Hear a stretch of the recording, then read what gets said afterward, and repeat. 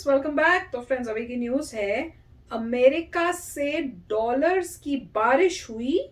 चीन को भारत ने 14वीं बार पीछे किया। बिलियन डॉलर्स से भारत की कमाई।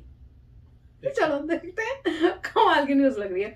वीडियो शुरू करते हैं। वीडियो शुरू करने से पहले अगर आप चैनल पर नए हो और आपने अभी तक सब्सक्राइब नहीं किया है तो जल्दी से पहले सब्सक्राइब के बटन और बेल आइकन को क्लिक कर लो ताकि आपको हमारे सारे न्यू वीडियोस के नोटिफिकेशन मिल जाए जैसे हम अपलोड करें। अगर आपको वीडियो पसंद है प्लीज लाइक एंड शेयर। चलिए शुरू करते हैं। पिछले साल 2021 में दुनिया के कई सारे देशों में कोविड-19 का प्रभाव देखने को मिला था, लेकिन चाइना के फैलाए कोविड-19 के बावजूद भारत ने लगातार 14वें साल भी अपना रिकॉर्ड बरकरार रखा है और चाइना, मैक्सिको, फिलीपींस जैसे देशों को पीछे छोड़ दिया है। भारत ने एग्जैक्टली किस रैंकिंग में चाइना को पीछे करते हुए लगातार 14वें साल भी नंबर 1 पोजीशन हासिल की है, वो बताने से पहले मैं आपको बताना चाहता हूँ रेमिटेंसेस के बारे में। वैसे अगर डिक्शनरी वाला मीनिंग देखा जाए तो रेमिटेंसेस का मतलब होता है जब एक पार्टी किसी दूसरी पार्टी को पेमेंट करती है तो उस सम ऑफ पेमेंट को कहा जाता है रेमिटेंस।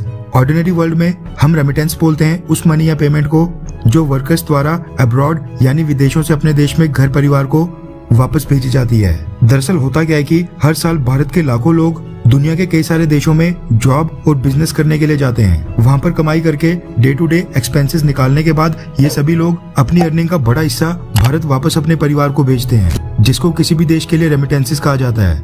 ये पैसा विदेशों से भारत आने से एक तरह से देखा जाए तो भारत की कमाई होती है। 2020 में दुनिया भर से भारतीयों ने 83 बिलियन डॉलर्स भारत वापस भेजे थे, जो कि वाकई में बहुत ही बड़ा अमाउंट होता है। कहने को तो चाइना के भी कई सारे लोग विदेशों में रहते हैं, लेकिन भारत ने इस साल एक बार फिर रेमिटेंसेस के मामले में चाइना को पीछे छोड़ दिया है। रेफरेंस के लिए आपकी स्क्रीन के ऊपर द इकोनॉमिक टाइम्स के आर्टिकल का स्क्रीनशॉट है, जिसके मुताबिक यूएन द्वारा रिलीज की गई रिपोर्ट में ये जानकारी मिली है कि साल 2021 फाइनेंशियल ईयर में रेमिटेंसेस के मामले में भारत ने 87 बिलियन डॉलर्स के साथ पूरी दुनिया में टॉप किया है। यानी भारत को पिछले साल 2021 में दुनिया में सबसे ज्यादा 87 बिलियन डॉलर्स की रेमिटेंसेस मिली है। इंडियन करेंसी में 87 बिलियन डॉलर्स होते हैं करीब 6,50,000 करोड़ रुपए के आसपास। कंपैरिजन को और ज्यादा आसान बनाने के लिए आपको बता देता हूँ कि साल 2021 से 22 के लिए हमारा डिफेंस बजट है 65 बिलियन डॉलर्स के आसपास, जबकि अकेले रेमिटेंसेस से ही भारत को मिल रहे हैं 87 बिलियन डॉलर्स, यानी डिफेंस बजट से भी ज्यादा। यानी ये बहुत ही ह्यूज अमाउंट है। यूनाइटेड नेशंस की रिपोर्ट के मुताबिक विदेशों से सबसे ज्यादा रेमिटेंसेस मिलने के आधार पर नंबर 1 पर आता है इंडिया, नंबर 2 पर भारत के बाद 53 बिलियन डॉलर्स के साथ है चाइना, नंबर 3 पर मैक्सिको को भी 53 बिलियन डॉलर्स मिले, नंबर 4 पर 36 बिलियन डॉलर्स के साथ फिलीपींस और नंबर 5th पोजीशन के ऊपर 33 बिलियन डॉलर्स की रेमिटेंसेस के साथ रहा इजिप्ट। पिछले साल भी टॉप 5 पोजीशंस पर सेम यही कंट्रीज थी। भारत की बात करें तो रेमिटेंसेस के मामले में हम साल 2008 से ही पिछले 14 सालों से नंबर 1 पोजीशन पर रहे हैं। रिपोर्ट्स के मुताबिक यह अनुमान लगाया जा रहा है कि अगले साल 2022 के लिए हमारी रेमिटेंसेस कम से कम भी 3 से 5% की ग्रोथ रेट से बढ़ेंगी, जो कि 87 बिलियन डॉलर से बढ़कर 92 बिलियन डॉलर्स तक पहुंच जाएंगी और साल 2025 तक 100 बिलियन डॉलर्स को पार कर देंगी। हालांकि एक बार फिर बता देता हूं कि ये एजेंसीज का अनुमान है, रियल फिगर अगले साल ही पता चलेगा। वहीं भारत को जो ये इस साल 87 बिलियन डॉलर्स रेमिटेंसेस के रूप में मिले हैं, इनमें सबसे ज्यादा पैसा आया है अमेरिका से, लगभग 23%, यानी 20 बिलियन डॉलर्स के करीब रेमिटेंसेस अकेले अमेरिका से ही मिली हैं। अमेरिका के बाद यूनाइटेड अरब एमिरेट्स, उसके बाद सऊदी अरब और फिर स्विट्जरलैंड।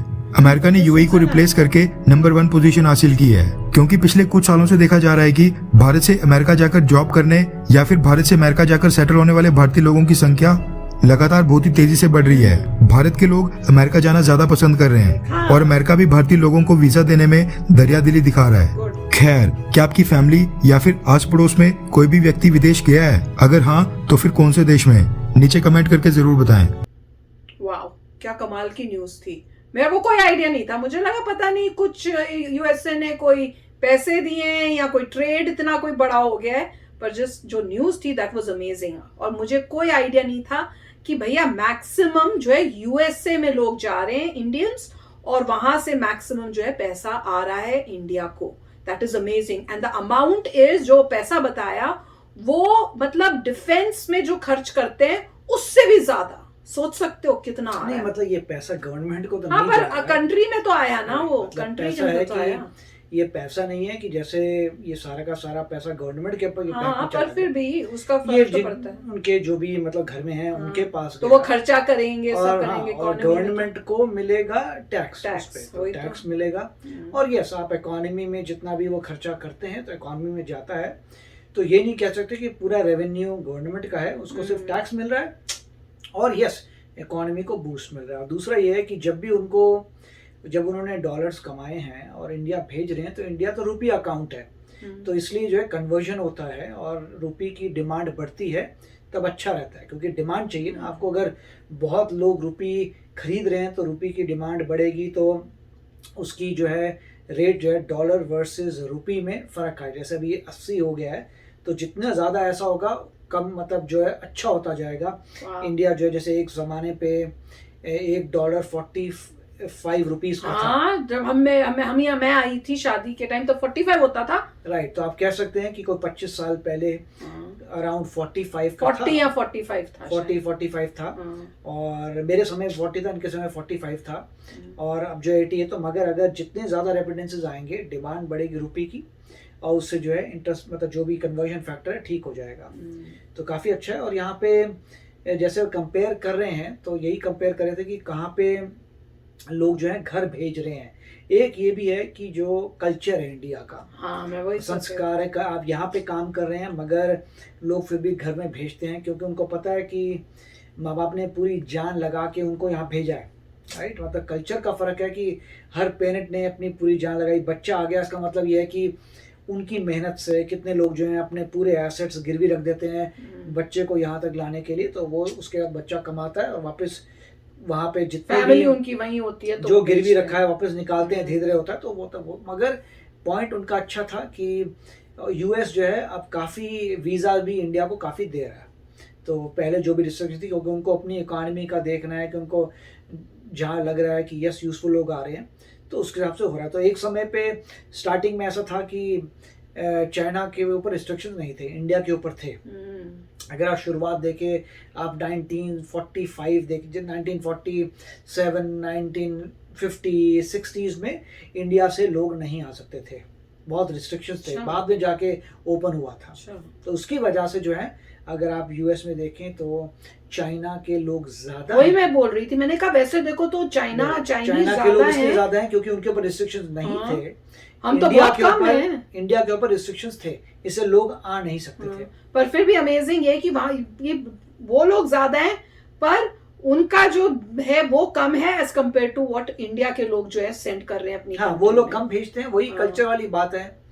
और दूसरा जो है इंडिया के लोग अब ज़्यादा इसलिए आ रहे हैं क्योंकि मेरे ख्याल से 1980s के बाद खुल गया था कि धीरे धीरे आने प्रेफर बाकी कंट्री से वो ज्यादा प्रेफर हो रहा है इंडियंस का कि हम अमेरिका ही जाएं। उसका फायदा ये कि इंग्लिश भी है, उसका फायदा कि आप इंग्लिश आती है तो डेमोक्रेटिक कंट्री भी है। अब अगर आप यूएई या वैसे जाओ तो वहाँ पे तो ऑब्वियसली चॉइस मिले कि आपने अमेरिका आना है या यूएई आना है, तो कोई भी बोले। और इंफॉर्मेशन टेक्नोलॉजी में इंडिया तेज है और तो उससे फर्क वो तो है। पर कमाल की न्यूज़ थी, मजा ही आ गया। तो चलो फ्रेंड्स, चलते हैं, मिलेंगे नेक्स्ट वीडियो में बहुत ही जल्द। Till then take care and bye bye. तो अगर आप मेरे इस चैनल पे नए हो तो जल्दी से सब्सक्राइब के बटन को हिट करो और बेल आइकन को क्लिक करो ताकि आपको मेरा जब नया वीडियो मैं लगाऊं आपको उसके बारे में जल्दी से पता चल जाए।